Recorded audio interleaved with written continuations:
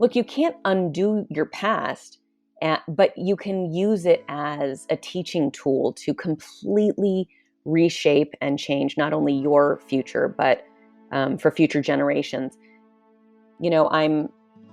I'm trying to do work so that my children's children's children never know anything other than self-worth, love, abundance, stability.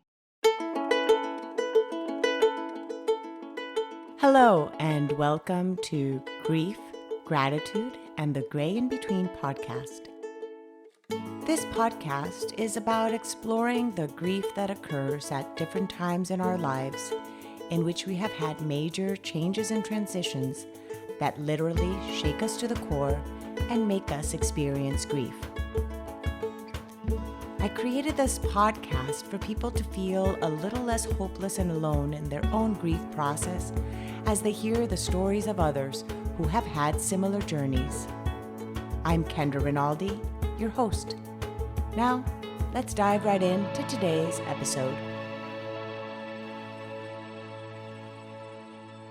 I have one of my favorite people on this planet with us today, this morning, whenever you're listening. For us is morning. I have Layla Casey on the podcast today. She is an entrepreneur and public speaker, as well as a mom, and more importantly, one of my long time friends. More importantly, do you see how I emphasize that, Lay? Does it feel long to you? Has it been that painful? Oh, no. It's been the best. I am so excited. Layla and I talk about once or twice a week probably. And so it's going to be interesting to be talking, having our conversation be recorded. It's like what's going to be funny, and that it's going to be like an interview rather than just a conversation. So welcome, Layla. Thank you so much for having me. I am thrilled to be here. It's an honor to be with you always, but today especially, I'm honored to be on your podcast. Thank you. I'm so happy you're here. So let's share a little bit about you, where you live, your family, and so forth, and we'll dive into your story, which today we'll be talking a little bit about family dynamics and the ideas sometimes that we have of what our families were going to be, or even just our own upbringing, and how those might not end up being, and how we kind of what would you say that word would be? How we deal with it, with that realization that maybe it's different. What would be the right word? How we cope with it, How we cope with with that realization in our lives, and then what do we do about it too? So tell us about you. Well, I currently live in Burbank, California, with my husband and my 2 kids. I have 2 teenagers. I can't believe it, but I'm originally from Tehran, Iran. I was born there, and I feel like the perspective from which I tell my story feels very familiar to me whenever I speak to the children of first-generation immigrants. So regardless of where anyone I talk to is from, I feel this kinship with children of first-generation immigrants because I feel like there's a lot of similarities regardless of nationality. And a lot of those ideas of how we're all parented are steeped in beautiful concepts like respect, honor, tradition, and the way that we regard family. And in its purest form, all of these ideas are beautiful. But through generational trauma, the way that it translates and is passed down from generation to generation, I think something gets a little confused along the way. Like the lost in translation. Correct.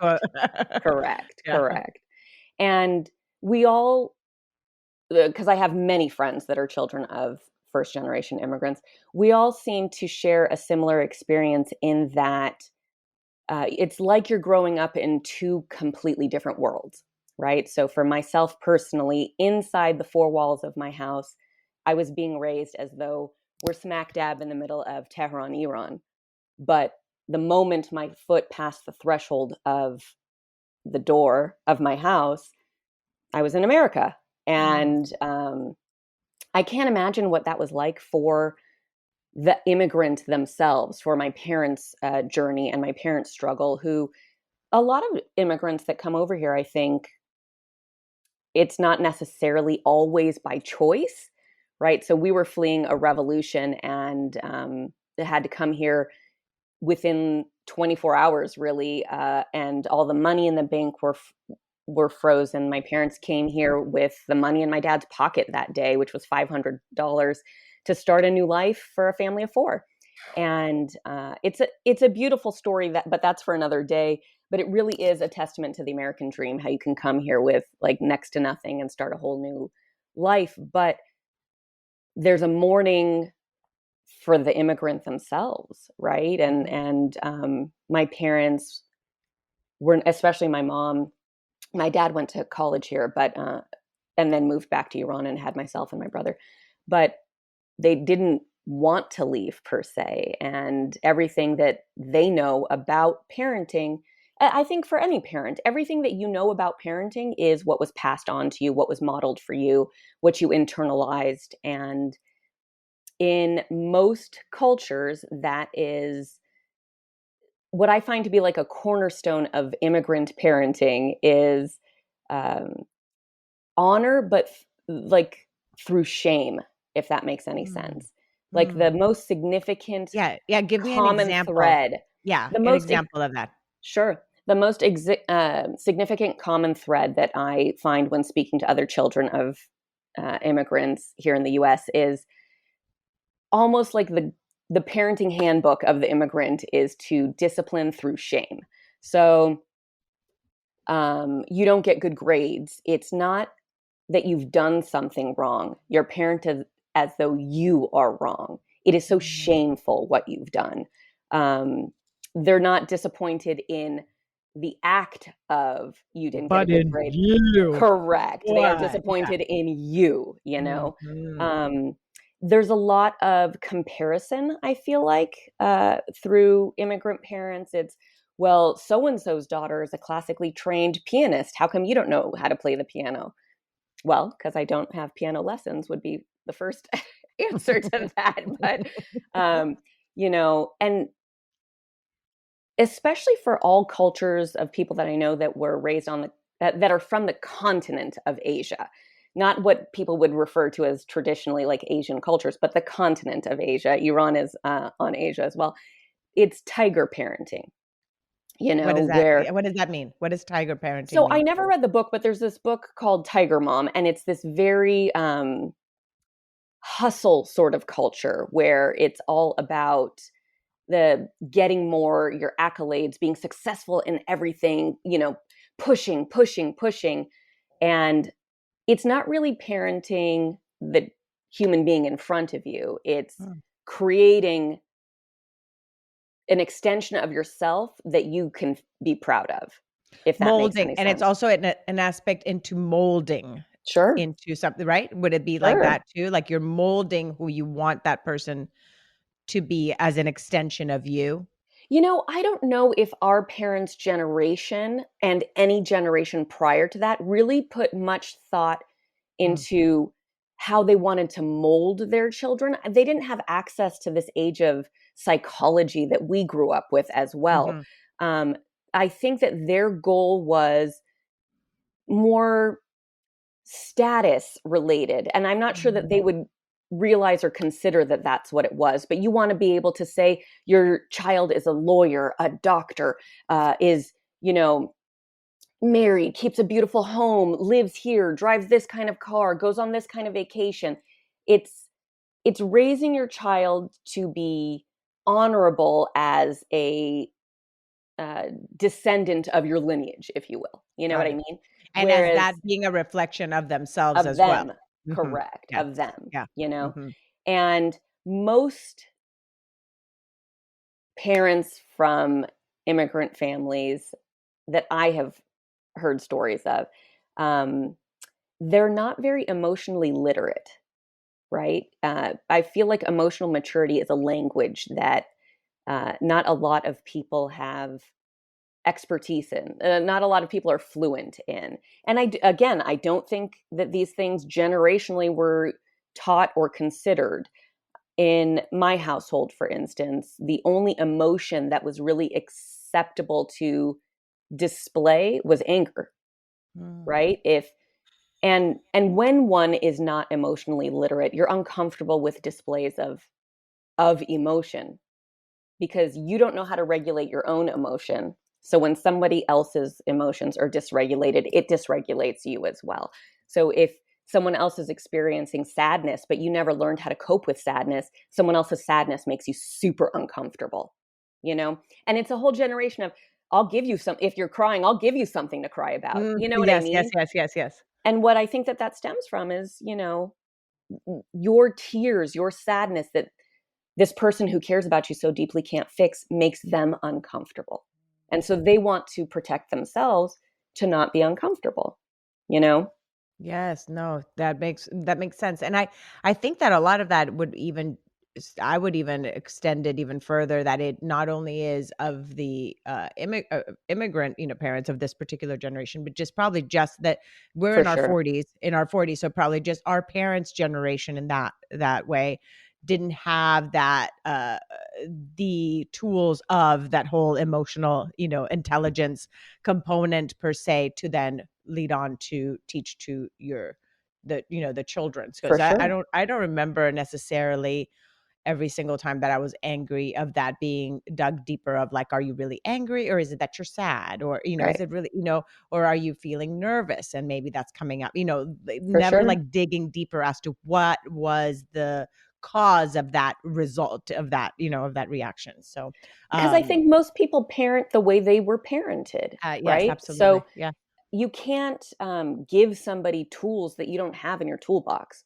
I don't think that anyone in our parents' generation, regardless of ethnic or cultural background, was asked, hey, how are you feeling? What's going on? How come Mhm. you're, why are you exhibiting this behavior? Nobody was, it was more, a parent's role was more regarded as putting a roof over your head, putting food on the table.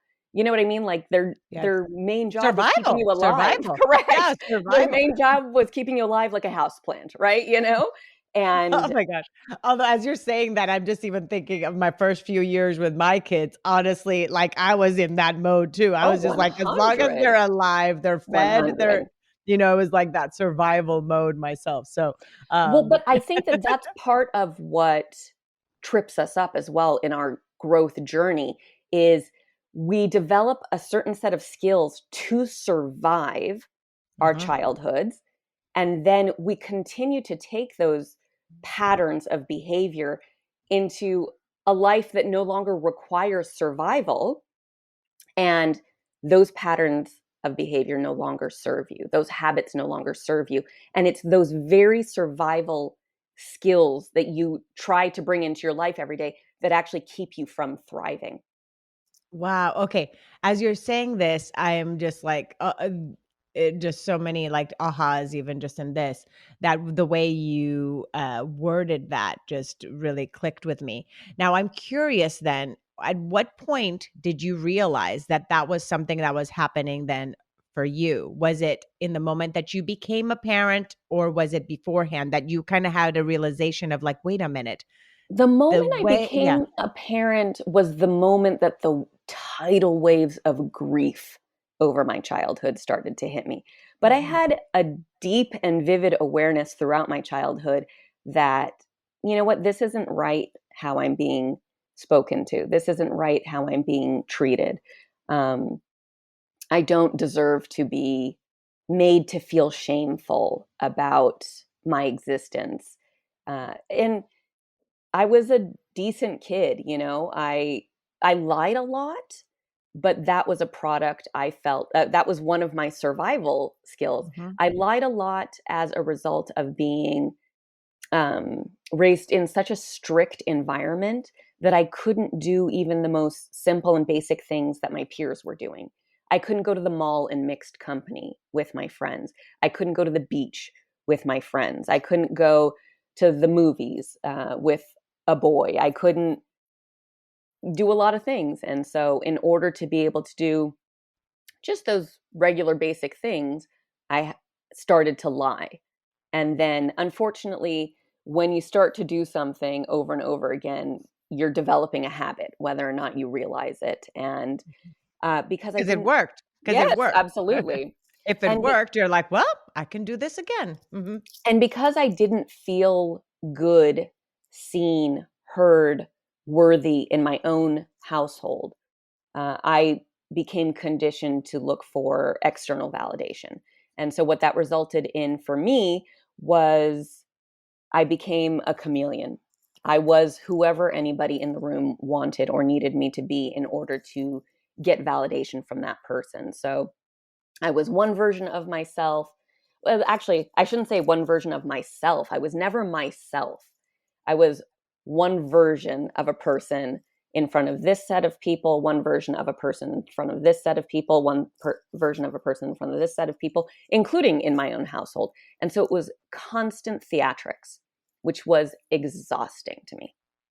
Exhausting to me. Putting on masks, they call it Yes. like these masks that you put on and they're protective. They're there. Yeah. Like we use them for protection. We use them as a way of, like you said, feeling like accepted in those different environments.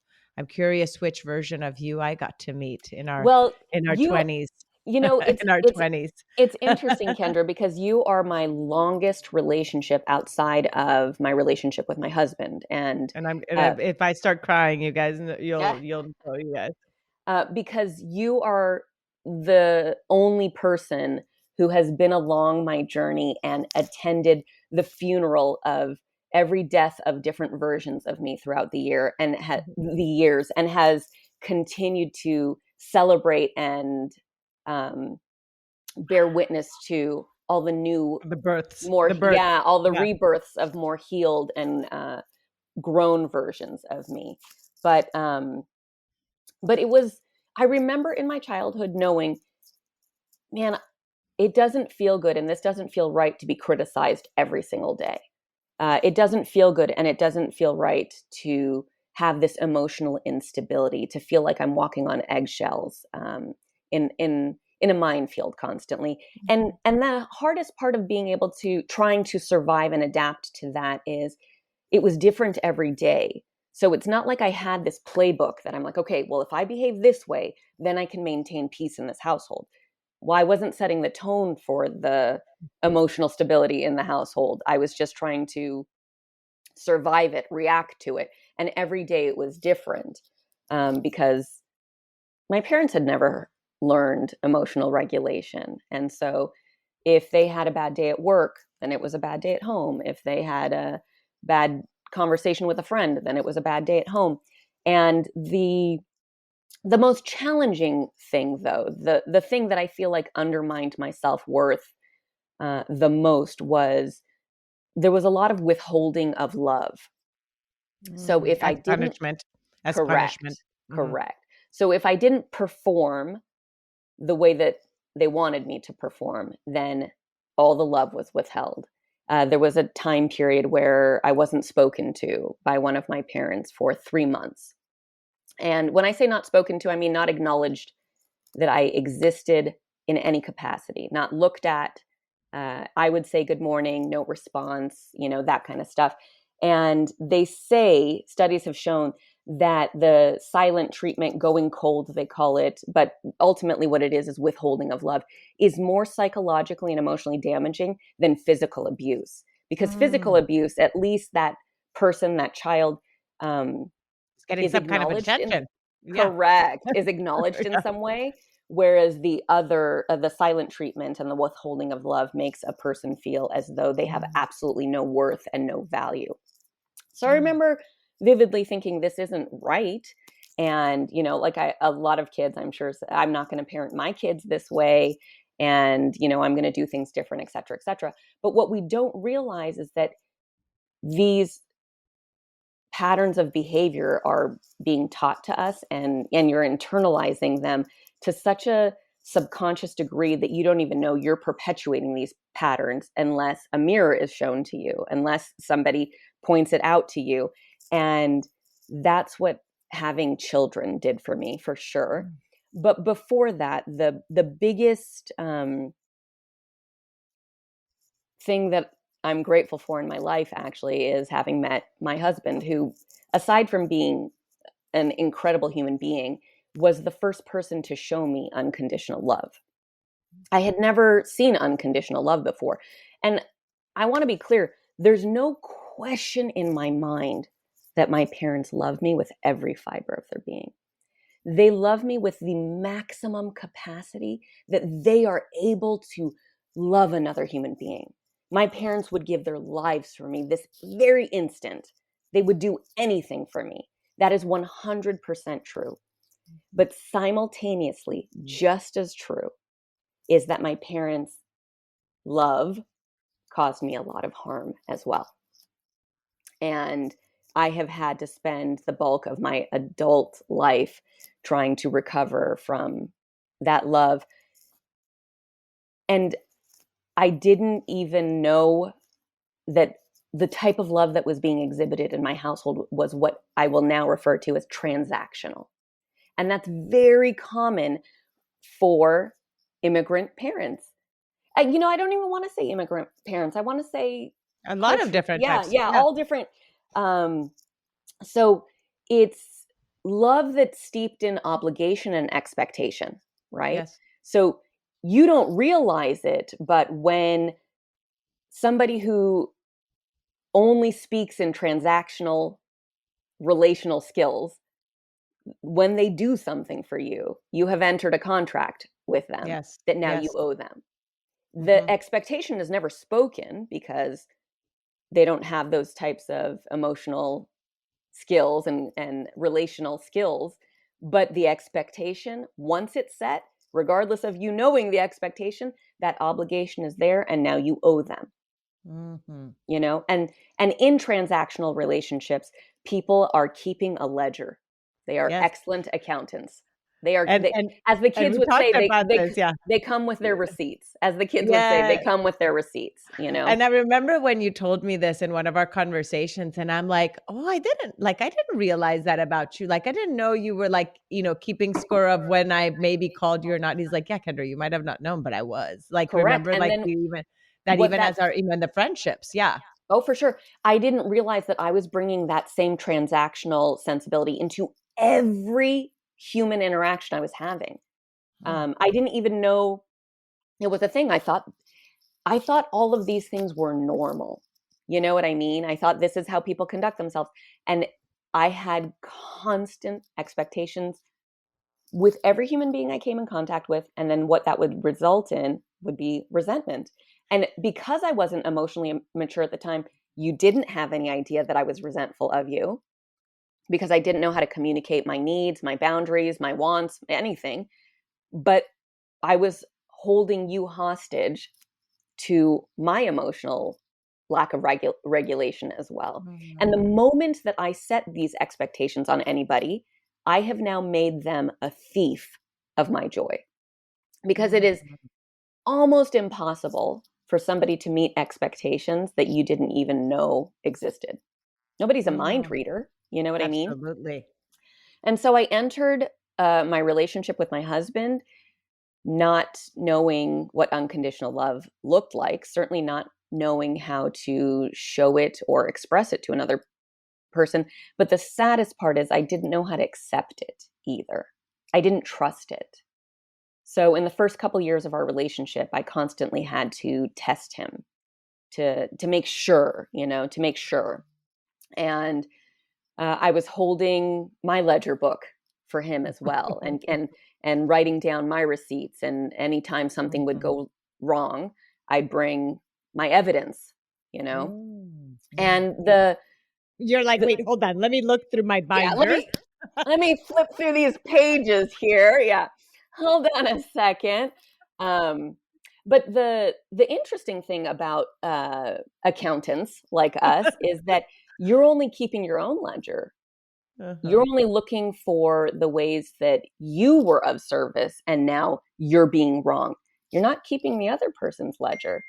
That other person has, in fact, done an equal number of things that you didn't value and you didn't show appreciation for, right? Mhm. I feel like in transactional relationships, the type of people who engage in that are typically driven by ego, right? It's a false sense of what you deserve. You don't actually have this deep sense of worth, right? You don't have this knowing of your deserving good things. And so that creates a sense of insecurity. And then from that insecurity, you overcompensate by being like, you wronged me. I deserve A, B, and C, whatever it is. Mhm.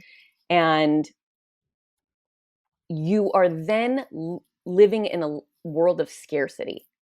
So instead of living in a world of abundance where, no, there's love everywhere, there's kindness everywhere, you're living in a world of scarcity where you're looking for ways to be wronged because you've always been wronged. And that's what you expect. And that's what you ultimately, deep down inside, think that you deserve. You don't Mm. think that you deserve to be treated better. And then you get into this habit of confirmation bias where you are looking for proof that you don't deserve any more than what you perceive you're What you're receiving getting. from what you perceive you're getting, Now, right? yeah, perceive you're getting, and I'm wondering too, do you end up sabotaging a lot of these Absolutely. relationships because then you're like, Absolutely. "Okay, they See? haven't given me proof that this is," so you end up sabotaging it so that you Yes. actually can prove your worth or lack Yes. of worth by sabotaging these Oh, relationships as well. absolutely. Mm. Look, part of why you're my longest friendship is because I probably sabotaged every friendship under the age of 20. Um, and I can't imagine anybody in my life under the age of 20 who would want to continue to have anything to do with me. You know what I mean? Mhm. Um, but one of the first catalysts for change for me was when my husband and I had been dating for like 2 or 3 years, something like that. And he said, Layla, it's like you're not comfortable unless there's chaos and drama. You're always looking for something to pick a fight about. And at the time, I was very defensive and I could not hear any kind of feedback or criticism at all because my ego was so fragile. And I was like, how dare you? And then thankfully, I have always been the type of person that later on I'll sit with it and let it marinate. And I was like, my gosh, he is absolutely right. That chaos and drama and conflict, that is what I We're think used to. love looks like. That is And that's what what you is were used norm. to. Yeah. Yes, that's what's Yeah. familiar to me. That's what's normal to me. And therefore I'm more comfortable with that. And that was very eye-opening for me. And he continued, bless his heart, to show me unconditional love until I could accept it. And I don't want to make it out to seem like he's the hero of my story. I'm the hero of my own Mhm. story, but he certainly helped move the story along in that I held him in such high regard. I respect my husband as a human being in a way that I respect very few others. And I remember thinking to myself, man, if this guy, who I think is so fantastic, thinks I'm so fantastic, there has to be something there. I have Mm. to be all right if this guy thinks that I'm okay. And that's where it began, my journey of starting to do things differently because I was finally being shown a different way. I think a lot of people think, because you hear it a lot too, and in social media and all this kind of stuff, you have to heal yourself first before you can be with anybody else. You have to love yourself first before, but you learn to love yourself in the context of other Relationships. relationships. I Absolutely. didn't learn to not love myself until that was shown to me.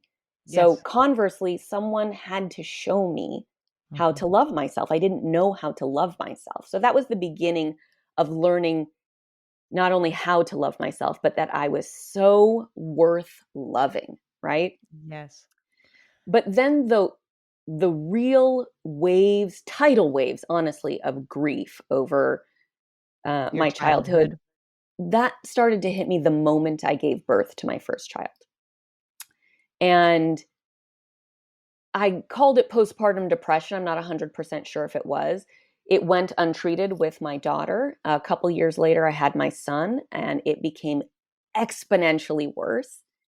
And I couldn't really put my finger on what it was, though. I started therapy, and we, talked about a lot of stuff, and I still couldn't really figure out where the grief was coming from. Again, I knew that like my childhood wasn't great in some ways. I mean, look, it was beautiful and wonderful and loving in a lot of ways, but it wasn't that picket fence picture. Peachy, that peachy. Yeah. Yeah, it wasn't that the idea.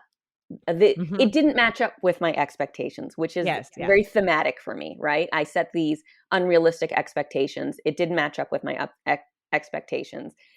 But around the age, when my daughter turned 5, that's when I really started to take a deeper look at, am I practicing the things that I say I'm going to do, right? I say I'm going to do things, but do I actually do those things? So the childhood ideas of, well, I'm never going to parent my kids like that.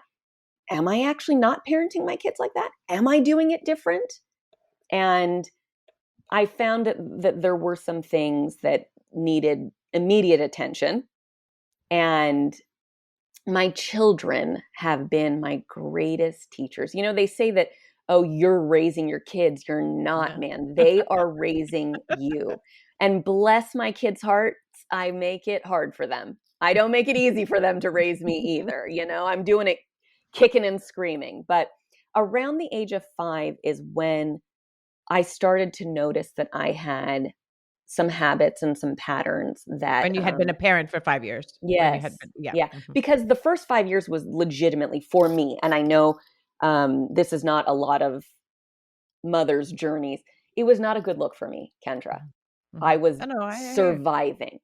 I No, I didn't. get it. I get it. You know that I get it because we would have these conversations. The same for me. And I would, I want, and I know, I want you to continue that thought, but in that process too, if you can also share with us if you knew that what the emotion, I know we're talking about it being grief because we know that we can label that now, but did you know that that's the emotion you were feeling was grief, No, especially because we were talking, okay. Because not and I only did think I. a lot of us don't really know that. We're like, "Why am I No, so depressed and sad?" But we don't realize that it is actually grief. Okay, go ahead. Sorry, not continue. only did I not know that it was grief, I Mhm. was so not in tune with any of my emotions. Correct, yeah. I didn't know any of them, honestly. Mhm. I didn't know any of them. It wasn't until my daughter was 5 years old and I could see these perfectionist tendencies in her. She would not try anything that she didn't already know that she would be proficient in. Mm, And mhm. I went to Brian and I'm like, and I could see it a little bit in my son as well. Sorry, Brian is my husband. I went to Brian and I was like, dude, what's wrong with this kid? Why won't she try anything? And he just started to laugh. He was like, yeah, it's a mystery where she gets it from. It's a real mystery. And again, I all I need is the awareness. Thank goodness. Once I have that awareness, I'm always willing to do the work. But I feel like at any given time in our lives, a human being can only be aware of what they can handle. Mhm. And prior to these points in life where I have these aha moments, I obviously was not capable of handling knowing The these truth. things about The myself. truth. Yes, yes, knowing these things about myself. Mhm. And Well, it's a so, lot of responsibility and work because oh the my moment you gosh. know that, it's like that's why I think it's like if it's in like spoonfuls, like bite-sized pieces and you're like, "Okay, okay, I could take this bite now, work on this right now." But if Yes. you were like dumped a whole bucket of all the issues all at Yes. once, It's "Okay, very here, deal overwhelming. with it." Oh, You feel like you're absolutely. drowning. Yeah. You Yeah, feel so you like you're freeze. drowning. Mhm. So once I realized that I was, and because here's the thing, I am a great lecturer. I say good things. I'm a good storyteller. I give great TED Talks. I'm a public Mhm. speaker for the love of Pete. As you all can hear right now, she's Thank you. Thank you. commanding the stage. I love it. But with children, you can talk until you're blue in the face. At the end of the day, they're watching what you do, and that's what they're learning.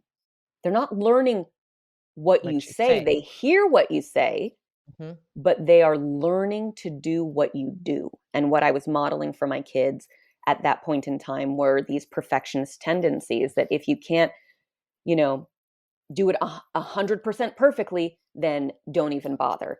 And there is no such thing as perfection. It does not exist. It's a fallacy. There's no one who's perfect at anything. There's people that are exceptional and have put a lot of work into something, but nobody is perfect at it. Even those exceptional people have bad days, bad moments. And so I decided to model for my kids learning something that I thought was hard, but had always wanted to do, but I never did it because I didn't think I could be successful at it. So I never tried. And so I had always wanted to learn how to sew. And my wonderful mother-in-law I had mentioned that to her years ago, and she's so great about picking up these like things that I say and remembering. And she got me a sewing machine, and it sat in my closet gathering dust for years. And I said, you know what? I'm going to drag out this sewing machine in the middle of the family room, and I'm going to let the kids see me try and fail and try and fail, and then hopefully persevere and succeed at something. And my daughter had a themed day at school coming up. It was Cat in the Hat Day. And I said, okay, great. I'm going to learn how to make a skirt for Cat in the Hat Day. And I find these YouTube tutorials, and these 12-year-olds are on there being like, it's so easy. Well, it was not easy. It was not And did easy. they say sew like SEW? Like Yes, it's exactly. so easy to sew? Exactly.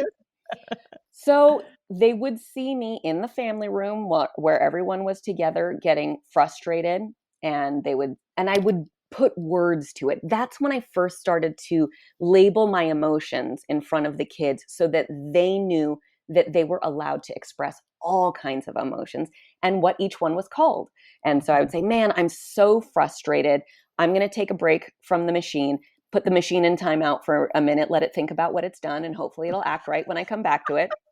Oh, it was the machines, yeah, because it was the Yeah, of course it machine's was. fault. Of course it was the machine.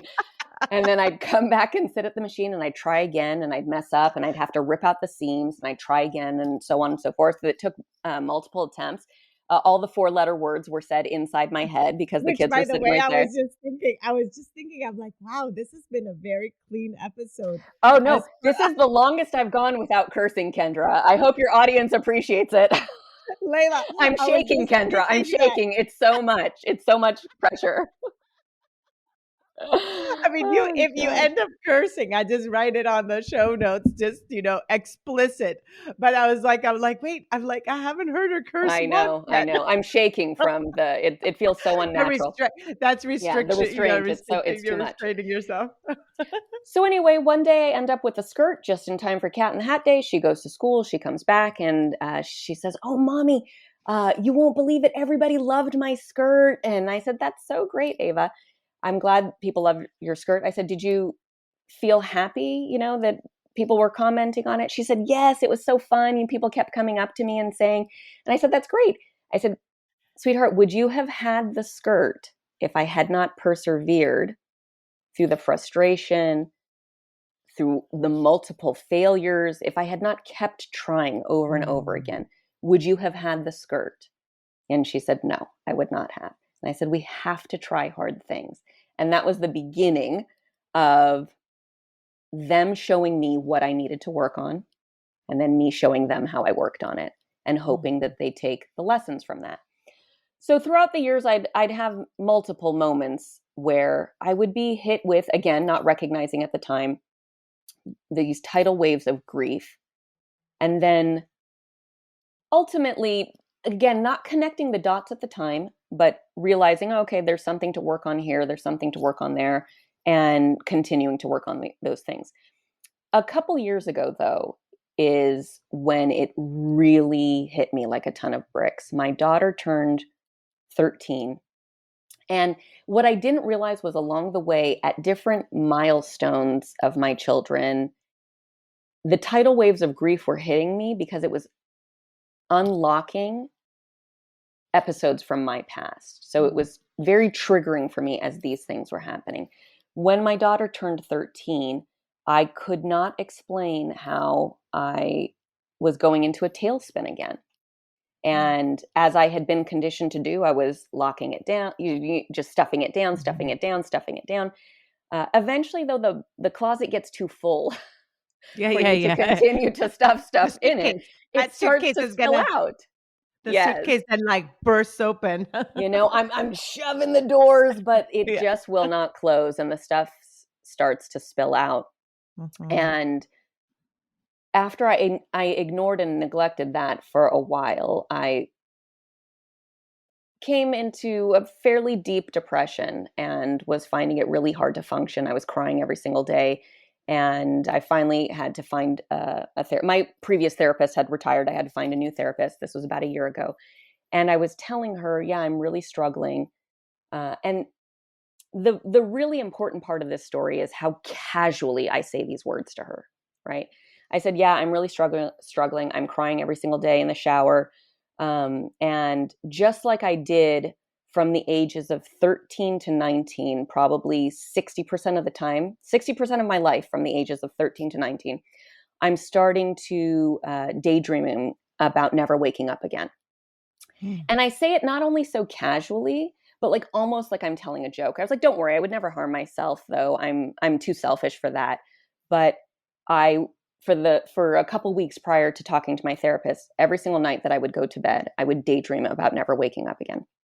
And I honestly didn't even remember until I said these words to her. I had never said this to my first therapist that I had seen for years Mm. when the kids were younger. But from the ages of 13 to 19, a solid 50 to 60% of the time, I daydreamed about never waking up again. It Mm. just, That's how hard it was to yes, that's how hard it felt to live. painful, very painful. Uh, And my therapist said to me, that's not okay, Layla. mhm. Those are called suicidal ideations, and that is not okay. Mm. And it was shocking to me because what do you mean it's not okay? That's how I lived Mhm. most of my adolescence. Like I just thought, again, it's not like I actively sat there thinking this is normal, you know what I mean? But I didn't think anything of it. It was what my life was, Mhm. and I had made the habit of just soldiering on. I just move on to the next. Let's just keep on trucking. Let's just keep on trucking. And what I realized was that the summer that I turned 13 uh, was when I was not spoken to or acknowledged for the entire For summer. the 3 months. Yeah, for the entire Mhm. summer.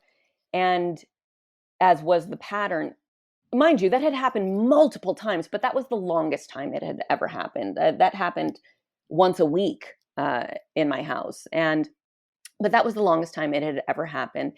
And what I realized in that moment was these waves of grief had hit me throughout my children's childhood because as I was growing up, a handful of times I remember my parents saying to me, "You'll understand when you're a parent. You'll understand when you're a parent." Well, I'm a parent now, and I look at the faces of my beautiful children, and I cannot ever imagine doing or saying the things that were done and said to me. Ever. Mhm. I'm looking at, and that's what it was for me, and I didn't realize it when she turned 13. I'm looking at this child at probably what is arguably one of the most difficult times of life is being a teenager. I cannot imagine not acknowledging her existence and what Mhm. harm that would do to her. There were many nights in my childhood that I went to bed in tears, not feeling loved. And I can't imagine my children, I've been a parent for 15 years now, have not a single night of their lives gone to bed questioning whether or not I love them. Not Mhm. a single night of their lives. And while the grief hits you in waves, so does the healing. The healing comes in waves as well. And it's a never ending journey and process that you're healing yourself, or I am healing myself through not just parenting my children, but reparenting myself Yourself. Mhm. through parenting my children. It Wow. when I saw my first therapist when my kids were little, every session for like the first few months, I'd say my stuff and my therapist would say, tell me about your daughter. Tell me about your daughter. Tell me about your daughter. And at the time, my daughter is like 3 years old, 2.5, 3 years old, something like that. And one time I said to my therapist, dude, who cares about her, man? She can pay money one day and talk to her own therapist and have her own sessions. I'm here to This is talk about about me. me. And she said, Layla, you are a broken little girl. Mm. And the way that you're going to heal that broken little girl is saying to your children the things that you needed said to you. It's doing for your children the things that you needed done for you. And nothing has been truer for me. Nothing has been truer for me. You know, Kendra, that I have a gratitude practice that I've been doing for over a Yes. year now. And it has been so life-changing for me. It's one of the best things I've ever done for my life. So every month I choose a different friend, and I text that friend every day 2 things that I'm grateful for. And hopefully that friend texts me back. And if they don't, it's okay. The practice is about me being held accountable to find gratitude every day.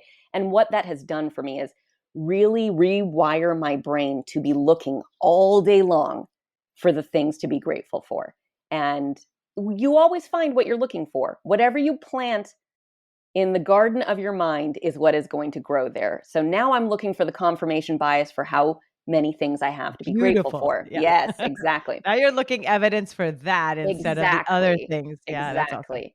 It's been life changing. And you are by far the best uh, partner I've had in doing that, because whatever I would say, you would then ask follow-up questions, and we would continue talking about, you know, the growth and the gratitude and all this kind of stuff. But I remember one night I was putting my kids to bed, and my son and I had, and my son is more like childhood me. Mhm. My daughter is more like adult me, and my son is more like childhood me. And he and I had, I hate to use this word, but conflict, let's say.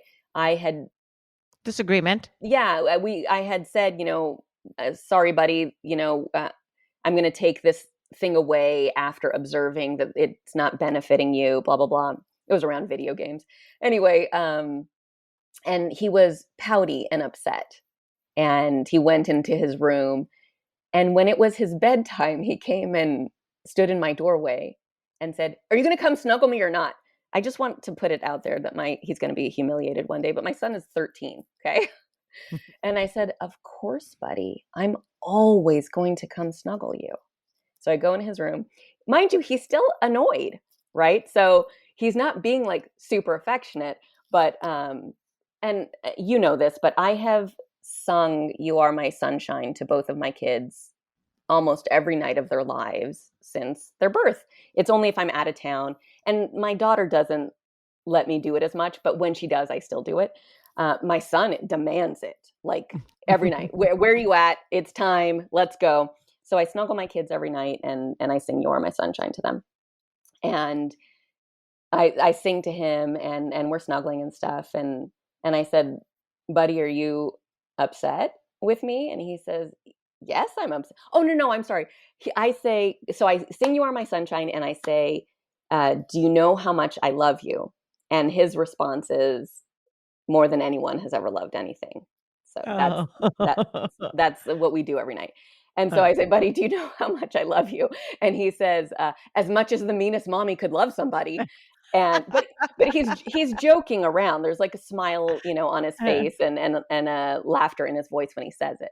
And I said, "Look, I love you as much as any mommy who thinks that she's doing the best for their kids can love somebody." And I said, "Look, I've said this a million times to you and Ava, and it'll never stop being true. On any given day when I make decisions for the two of you, I have no idea if I'm making the right one. Only time will tell, only the future will tell. But 100% of the time, I can guarantee that when I'm making decisions for the two of you, it is with the best intentions. It is with your best intentions. Mhm. I'm doing my best, and I know that I make mistakes, and I'm sorry for that, but I'm doing the best I can." And then he starts to hug me, and he says, "I know, mommy, and you're doing a really good job." Okay. And so we continue to snuggle and normal stuff and whatever. And I leave his room and I just burst into tears. And I run and I grab my phone to write my gratitude to you. And the thing that I was so grateful for is that my children have never gone to sleep a night in their lives not knowing how much I love them. Never. And that has been very healing for me. It's in making sure that they know that I know that I always deserved to be loved. And again, I want to acknowledge I was loved. My parents are Shown love that you would shown always love deserve that to I be could shown, that you could understand. under correct, Yes. correct, correct. Shown love That that you I could can translate understand. into knowing that Correct. that expression Yes. was of love and not like whatever you interpreted.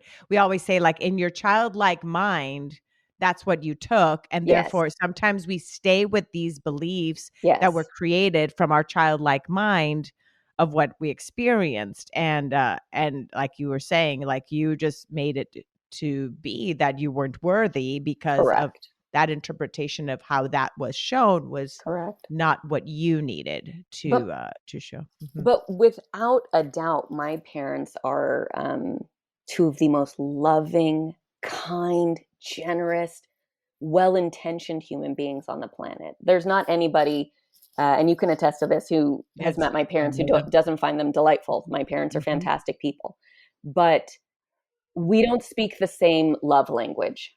We do not speak the same love language, and someone can come and, man, dump their love language all over you, smother you with their love language. But if that's not the language that you speak, it doesn't feel like love to you. You don't interpret that as love. Someone can love you and you can still not feel loved simultaneously. A few weeks ago, actually, I just had this conversation with my daughter. She's a teenager. She's very good at it.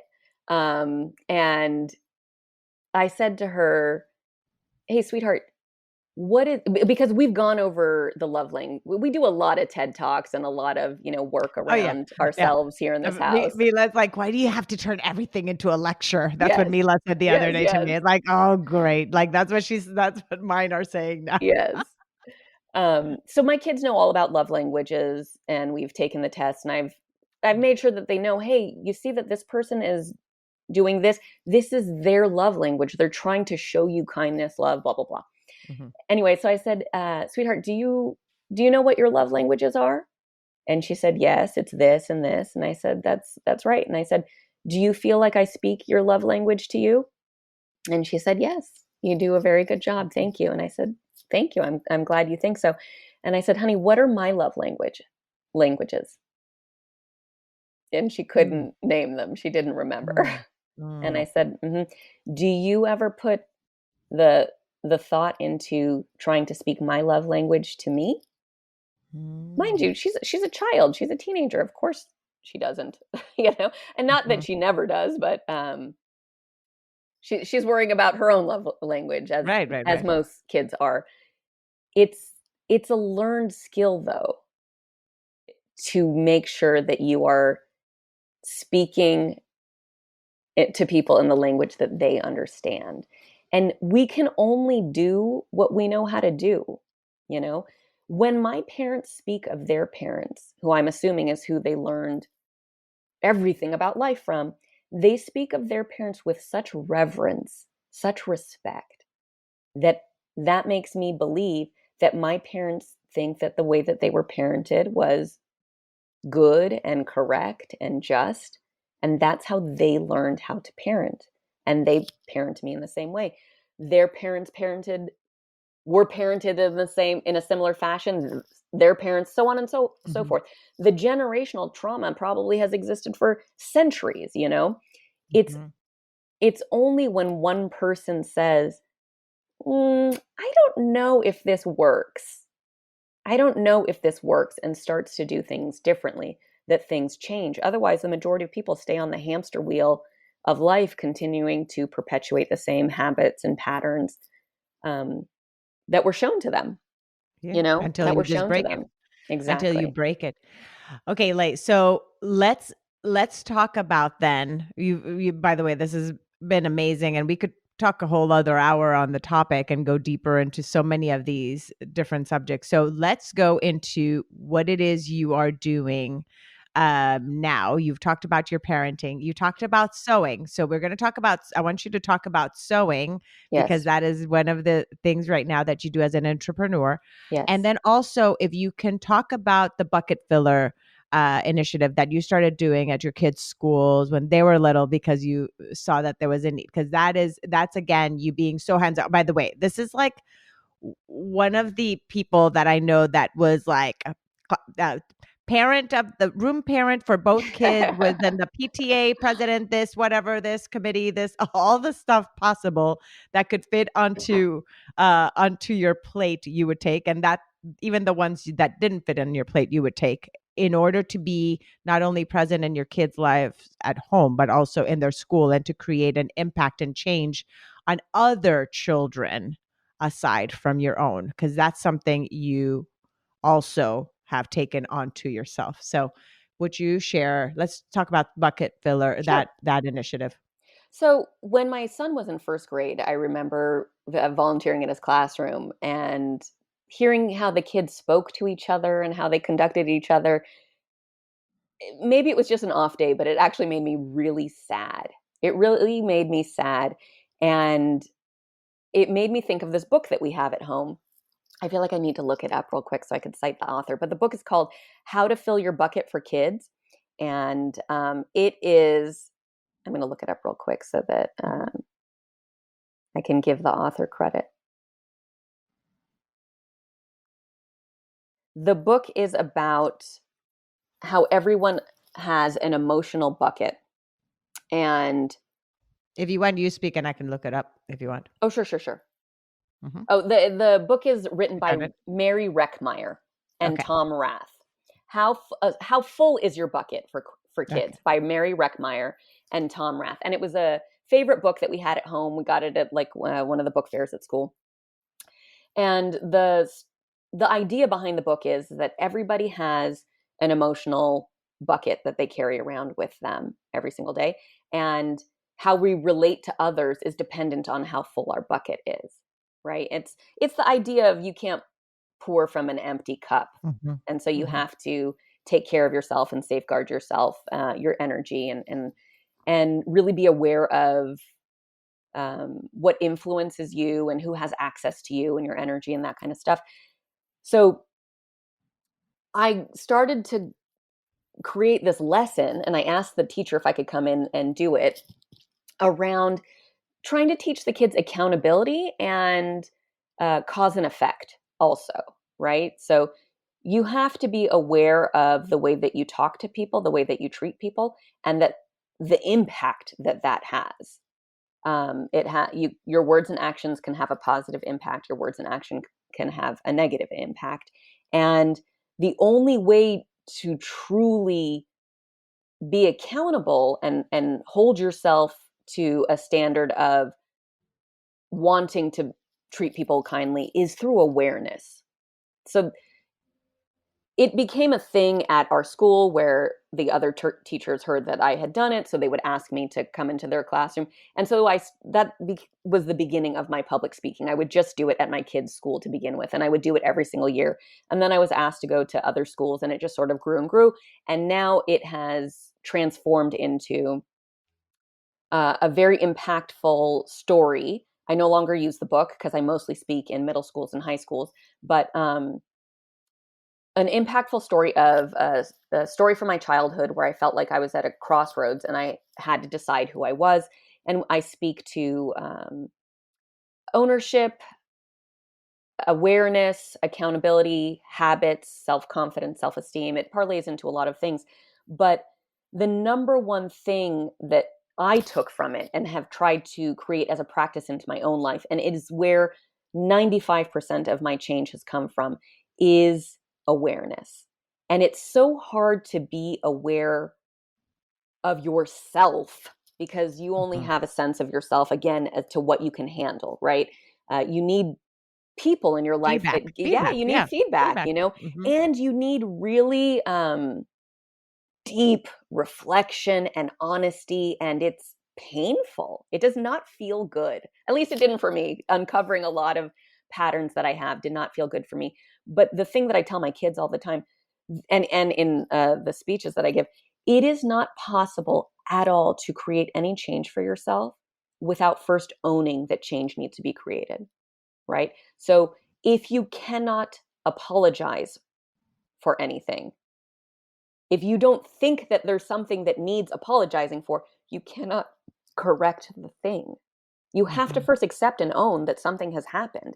And this has been really resonating with me in recent weeks, honestly.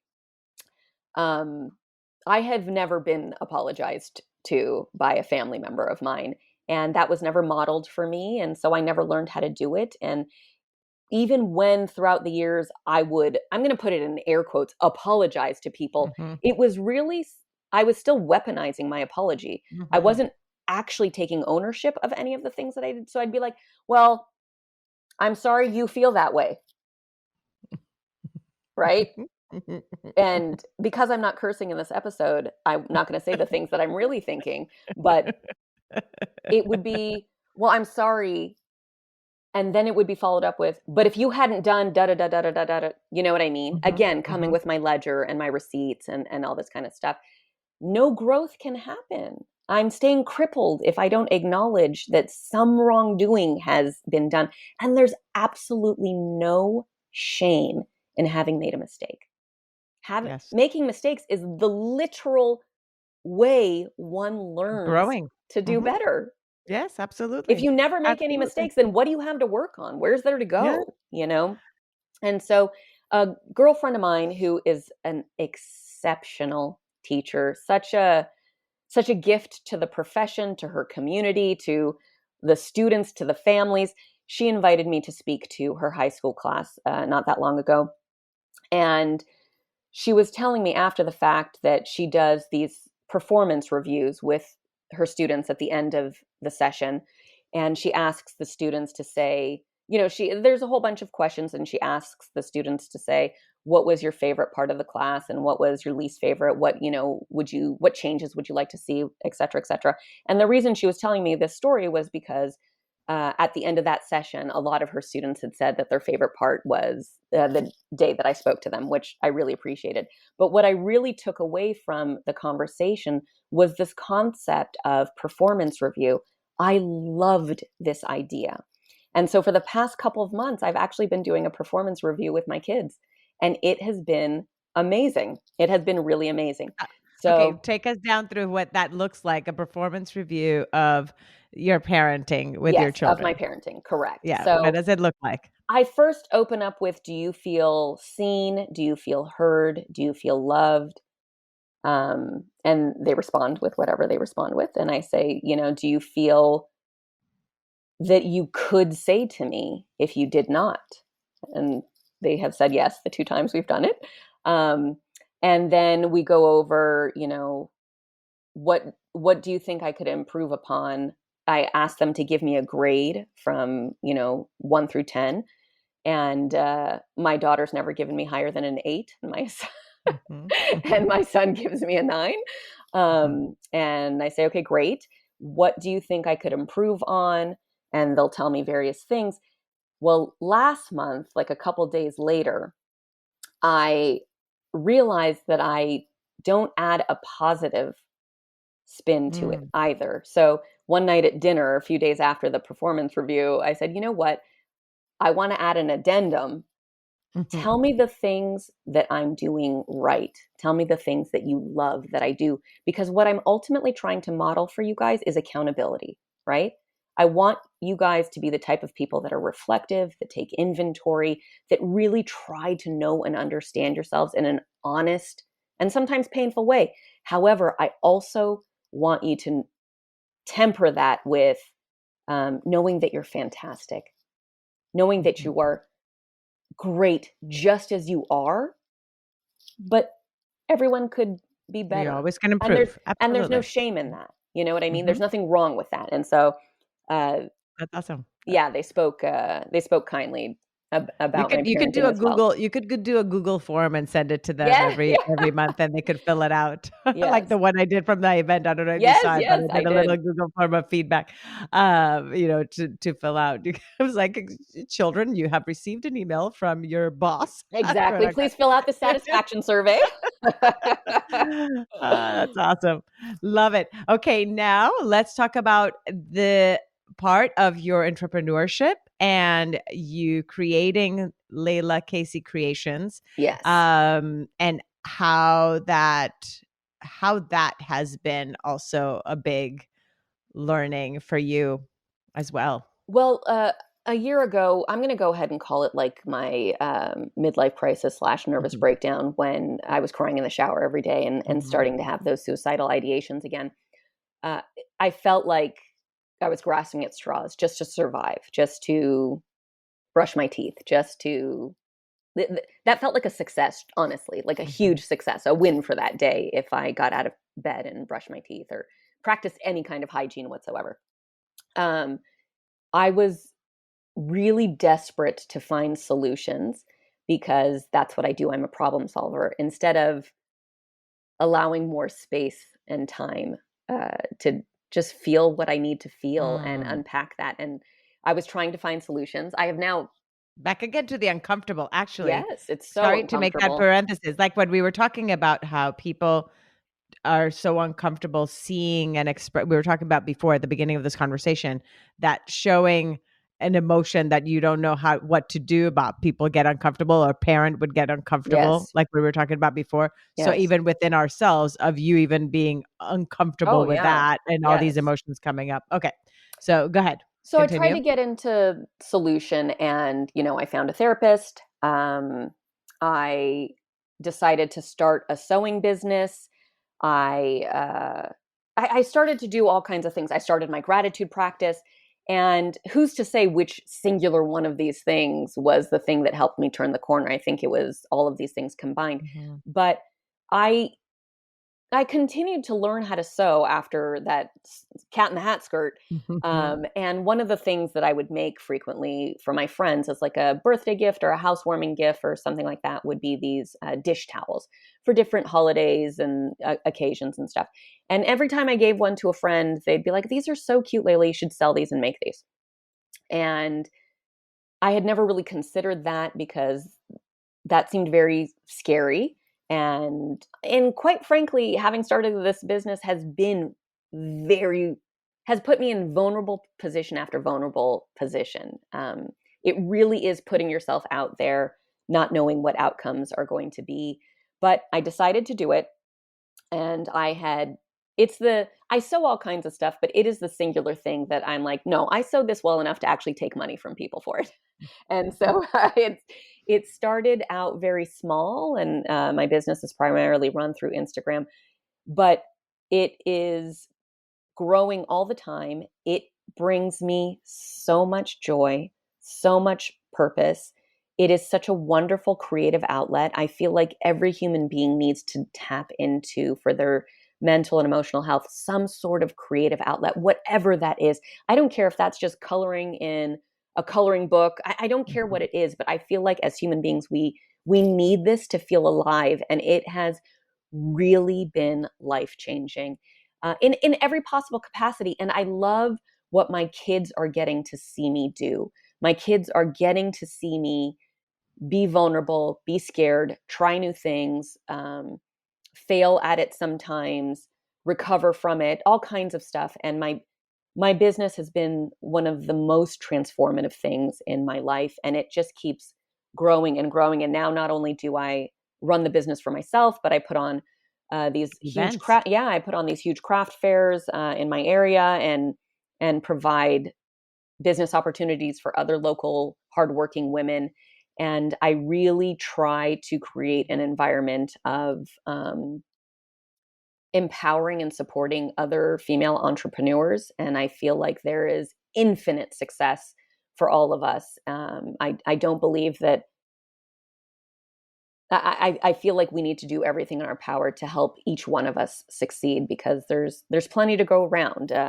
It's not Absolutely. you taking a It would slice be of a the pie. lacking Yeah, mentality. Yeah, it would be a correct. lack Absolutely. mentality. Yeah, if we thought Absolutely. differently. And that's when like that whole thing of like not even promoting somebody else's business that maybe also does hand towels like you. It's as Sure. if you thought that by promoting that person, somebody wasn't going to buy yours, but that's not the Sure. case. It's like when you have, I love that. And one of the two of the words that kind of came up as you were saying, one was that aspect of purpose. You mentioned purpose a lot right Yes. now, and that how that purpose was really what helped you also thrive in the finding that purpose, thrive in this last year that you were having a hard time, and the part of using, of course, a creative outlet as well for expression. And then you also created community in For that sure. process as Yeah. well by creating these events. And the beauty in having found the purpose in this is that my identity is no longer this fixed concept. My identity is constantly Shifting. evolving, and Mhm. it always has been. It's just now I have this acceptance and awareness of it. Mhm. It's not too late at 45 for me to start a whole new life for myself and do all new things that I've never done before. And that has given me a tremendous amount of confidence to continue to shift what my identity is. Hey, let's try this. Let's try this. And so far, I have yet to be unhappy about having tried something, That's about awesome. putting myself out there. That's wonderful. Thank you so much. Now, this again, her Instagram handle is at Layla Casey Creations. Am I Yes. right? And I'll tag it at the bottom in the show notes so that you guys know how to spell that. Thank you. Lay, is there anything I did not ask you, Layla, that you would still want to answer or that you forgot to share that you're not going to go to bed and be like, oh my gosh, I forgot to say this. I don't want to. And was I good about letting you just like, I'm like, I did not want to deviate you from Oh, thank from you. your topic. So I tried to give you the space and not interrupt you as much because if not, we could have gone in a whole bunch of different tangents, I'm sure. So was there anything that was left unsaid that you would like to share in this episode?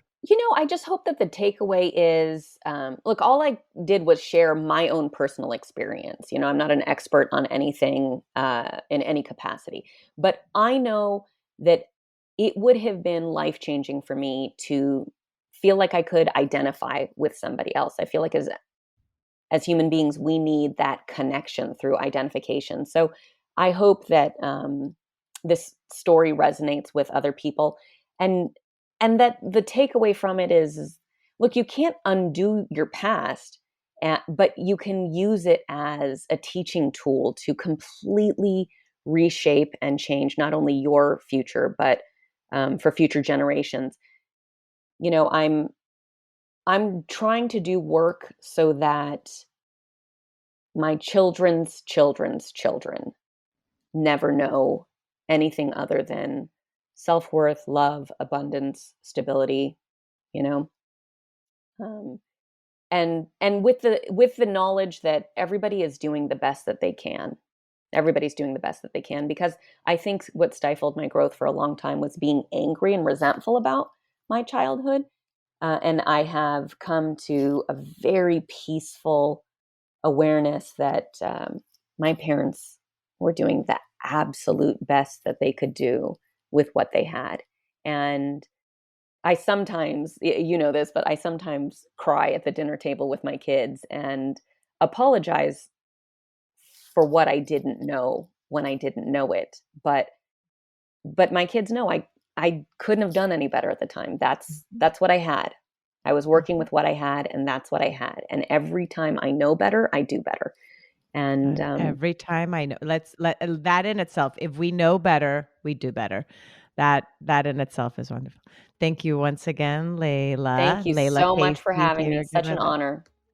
Thank you. Thank you. Have a beautiful day. And thank you to the listeners. And just make sure to go and check her out on Instagram. And she also has an Etsy shop. And that's a great way to connect as well with her in case you want her to speak at any of your events. And if you're in California, in the Burbank, LA area, you can go and see one of the events yourself. And if you're an artistic person or creative, you're creating connect with her as well, so she could tell you Definitely. about the different events you could probably have your crafts as well.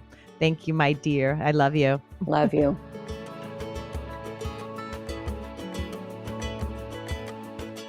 Thank you again so much for choosing to listen today. I hope that you can take away a few nuggets from today's episode that can bring you comfort in your times of grief. If so, it would mean so much to me if you would rate and comment on this episode.